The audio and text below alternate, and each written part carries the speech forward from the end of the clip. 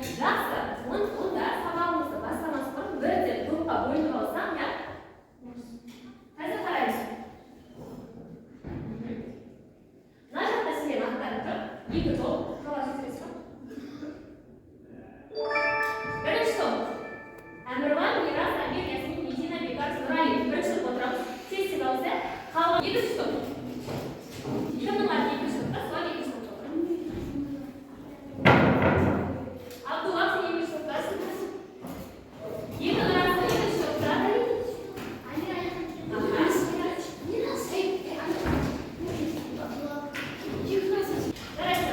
Ендеше, сіздер бірінші топ болыңыздар, құраммен таныспыз, сіздер екінші топ болыңыздар, иә? Енді бір-бірімізге бір-бір тілектен айтсақ, екінші топқа қандай тілек айтамыз? Әмирван, қандай тілек айтамыз екінші топқа? Сәт тілектейсіздер?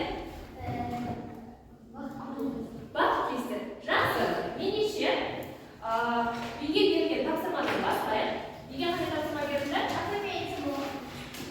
Қазір үй тапсырмасын мына түсті білеміз, иә? Қазір шеңберде кімнің аты шығады, сол болар үй жұмысын айтады.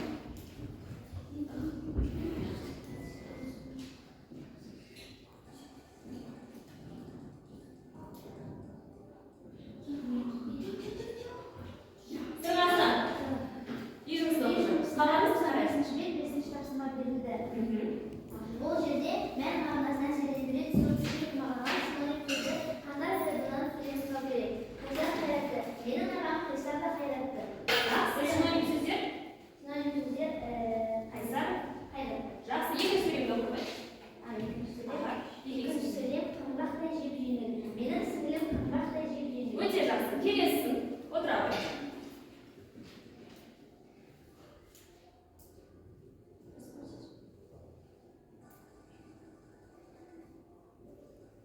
Келесі бізде Ясмин. Аха, ол ғой өзің сөйлемді. Қазақстанның жігіттері.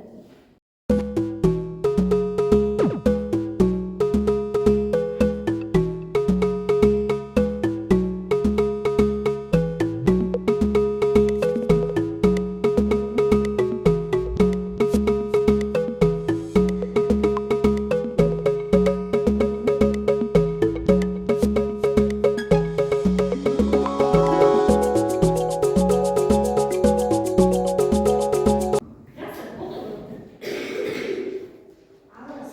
Амонимі и алысқа алыс көбелесу. Синоним алыс, ұзын, шалғай. Антоним алыс, жақын. Басқа тапсырманы көрдіңіздер? Жарайды. Бәріңізде бар ма? Жақсы. Бір қарашайық. Жақсы. Татулық бар, иә?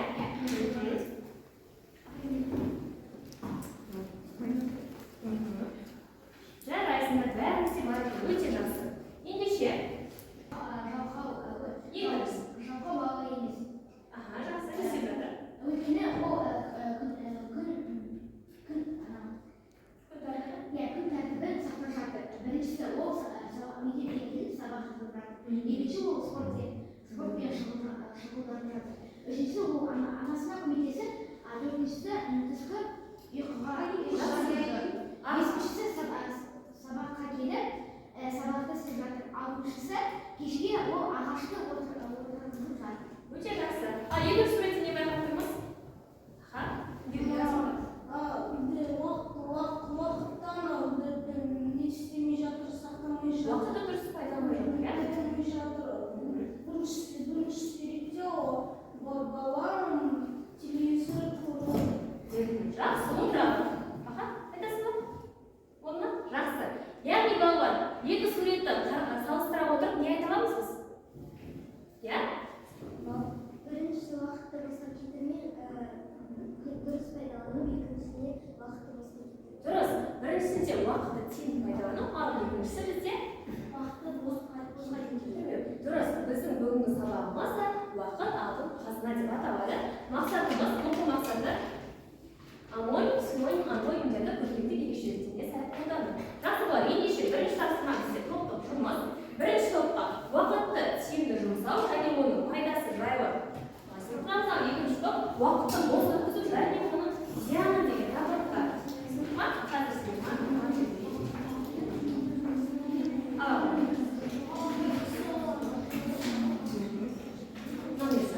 тез жан-жағы стрелка шығарамыз да кім немге сол жаққа айтып жібереді.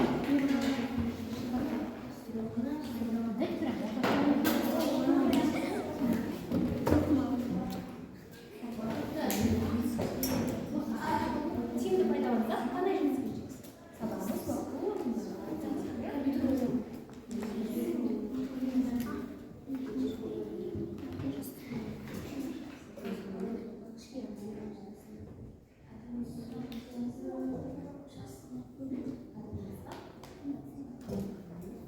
Сабағымыз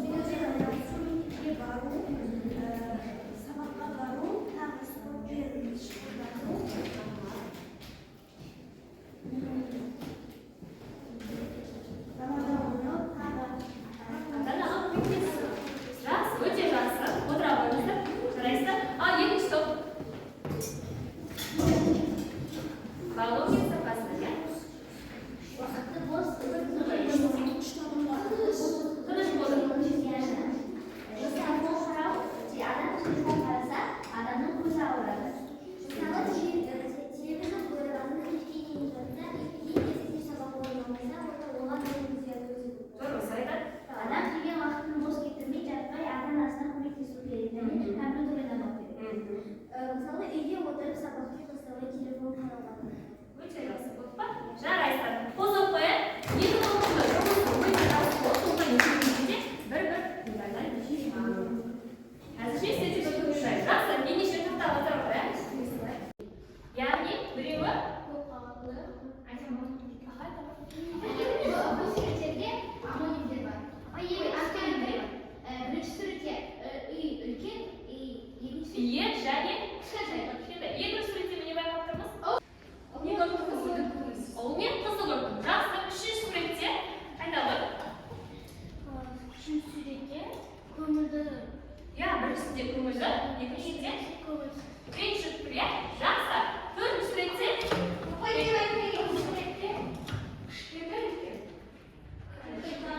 кішкентай екеніміз бар. Ұзын және қысқа. Яғни бұл мағыналар бір-біріне қандай болып тұр? Мағыналар бір-біріне қарама-қарсы болып тұр. Ендеше бүгінгі біздің тақырыбымыз антоним, яғни мағыналары бір-біріне қарама-қарсы сөздер антонимдер деп аталады. Түсінікті ғой? Дәптерімізді ашайық. Ережемізді жазып алайық. Ережемізді бір сөз табына жатады. Сөз табын нүкте қойыңыз, иә? Сан есім, және есім. Жақсы. Мысалы, ақ, қара деген қандай сұрақ қоямыз? Қандай? Бұл сын есім, иә? Ақ, қара екеуі де сын есім болды. Екіншісі күн, түн дегенге не? Екеуі де зат есім болды. Екіншісі түбірлері әртүрлі болу керек. Түбір дегеніміз не?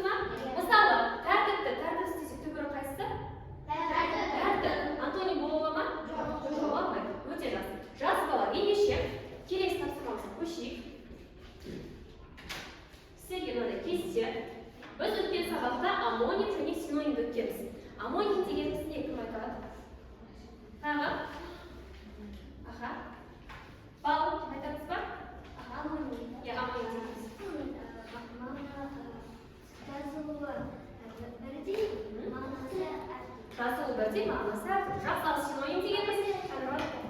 Синоним дегеніміз жасыру әртүрлі мағынасы бір. Мағыналары бір емес, бір-біріне жақын ұқсас. Өте жақсы. Ендеше қараймыз. Мына үлгіге қарап, кестені толтырамыз. Біріншісінде бас, амоним, адамның басы және жерді бас. Екіншісінде синоним. Бірінші бас, негіз, түп деп аламыз. Және екінші мағыналы синоним болған басу және қаптау. Ал антоним болса бас және аяқ. Сол секілді бірінші топта алыс, қара деген сөздер, екінші топта жас және кір деген сөздер. Бұл жерде қазір бірінші және қатесі орнынан топқа 2 медаль беремін. Екінші болған топқа 1 медаль. Жоқ, парақта жазамыз.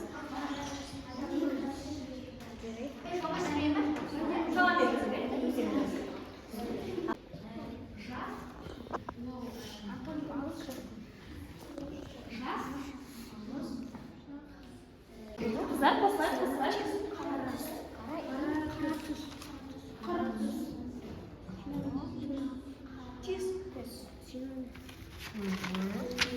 Синоним қара көру.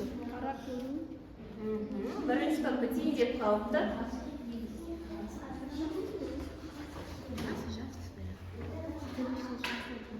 Онда бірінші топ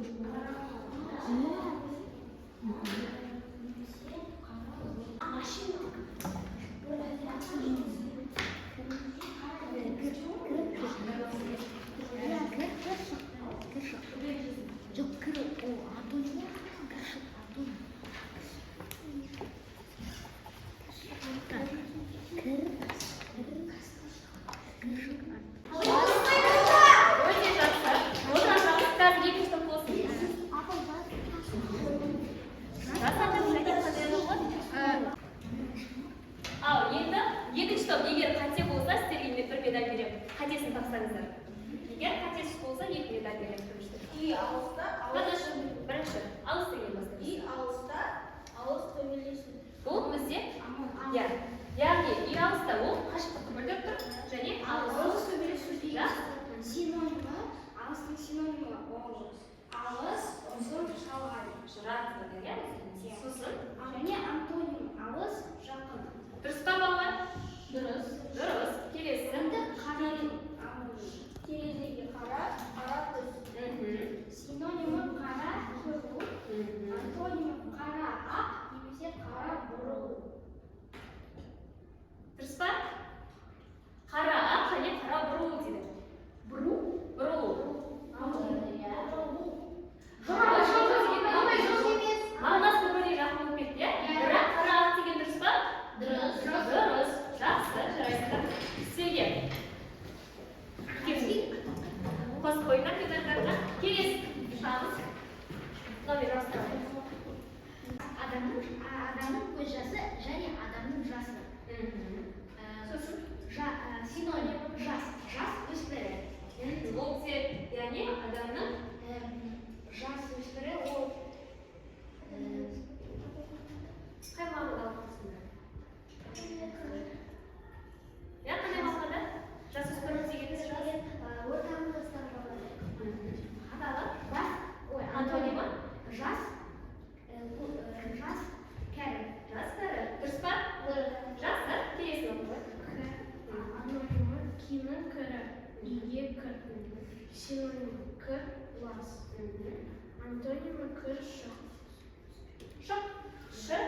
Өте дұрыс. Жарайсыңдар. Сіздер екінші болыңыздар, бірақ сол үшін 1 медаль береді. Жақсы. Жалпы түсінуге болмады. Амоним, синонимді және бір бос парақ. Бірақ мына бос парақтың ішінде, бос парақтың ішінде мына сөз жолдардың сұрақтары бар. Оны қалай табамыз? Телефонымыздан әр топтың, жоқ, Ясмин отырамыз. Әр топтан тек бір адам ғана телефон шығасыз. Топ барсыз. Жақсы. Енді телефонның фонаригін қосып, мынаның артына жақса, мына жақта сұрақтар көрмейді. Әртүрлі сөздер бар. 1, 2, 3, 4, 5 деп әр жақта шашырап жатыр. Сол сөздің антонимін сөз жинаққа жазамыз. Мысалы, бір жаман болса, бірге антонимі жаманның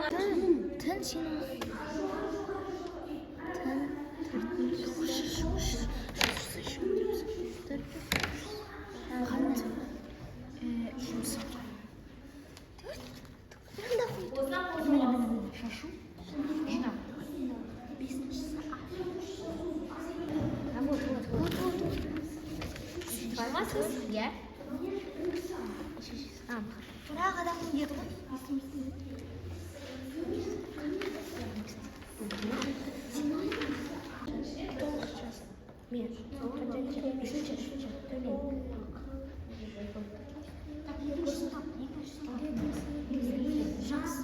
Жақсы жаман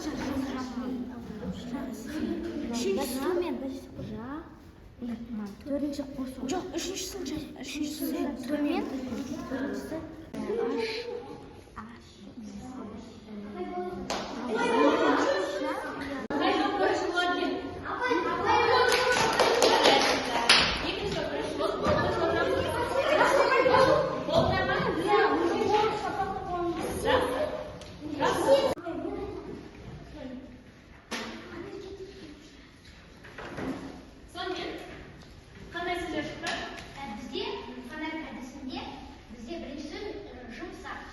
Антонима қандай болды мына жерде?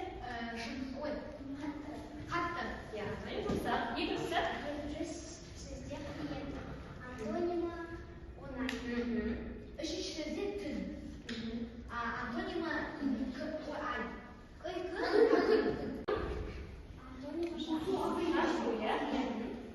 үшіншісі аш антонима тоқ жақсы тоқтың ішіне қандай сөз шықты? Мен ол өте жақсы отыра қойды. сегізінші Антонима той ары жақсы екіншісі жаман антонима жақсы үшіншісі сен давай. үшінші жоғары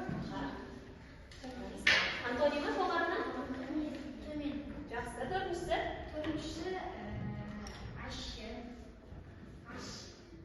ащы ащы антонима қандай медаль? Сіздерге бір медаль беріледі. Жақсы, енді осы шыққан сөздерімізді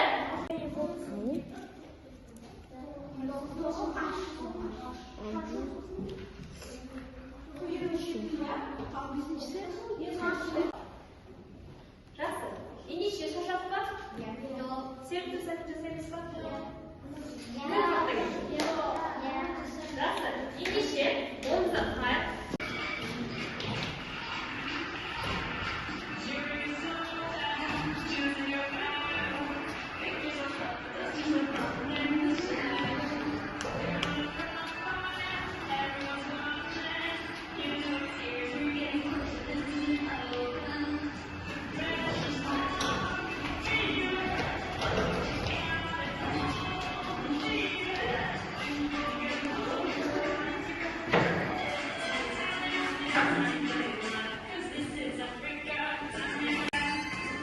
Онда қайбез?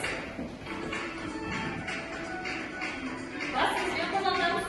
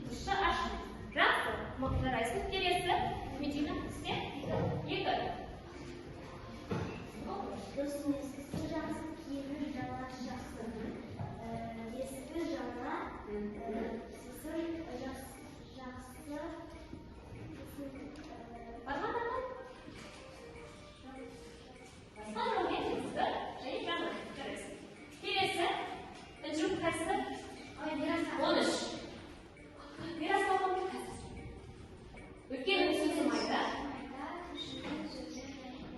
Антоним қайсы? Жарайсың. Молодой. Келесі.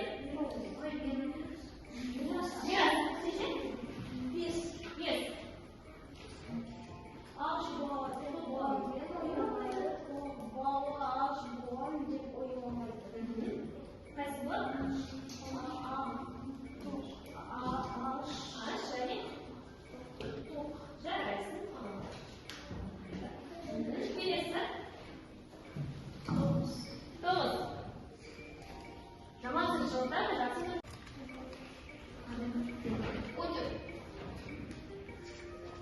Дос басқа қарайды, дұшпан аяққа қарайды.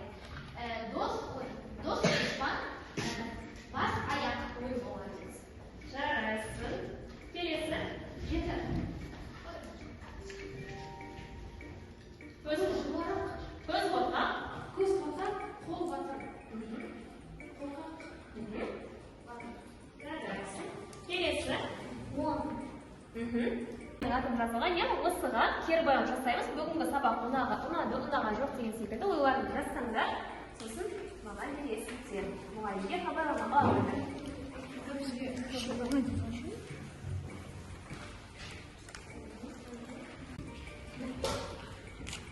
Тез жазамыз. Сабақты жазамыз. Сообщение дегенге жоқ. Иә, жоқ. Как мына жерге жазамыз? Болады. Бүгінгі сабақ туралы ойларыңды жазыңдар. Ұнады ма, ұнаған жоқ па, қандай ойларың бар? Апаймен мынаған әдіс-тәсіл болды ма, ойындар болды ма?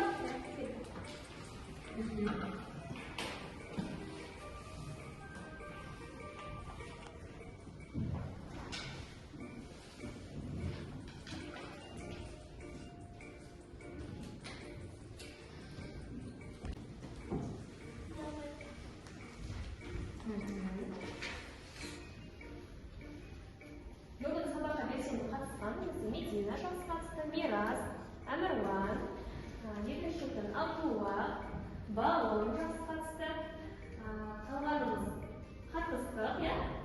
Жас қатысты, ал жаңа аталғандар өте жас қатысқан оқушылар жас ма?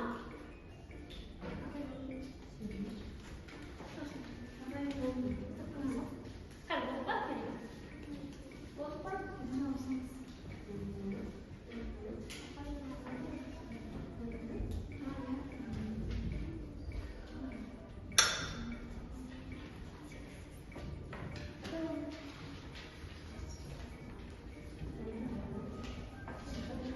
Антоним деген түсіндік па?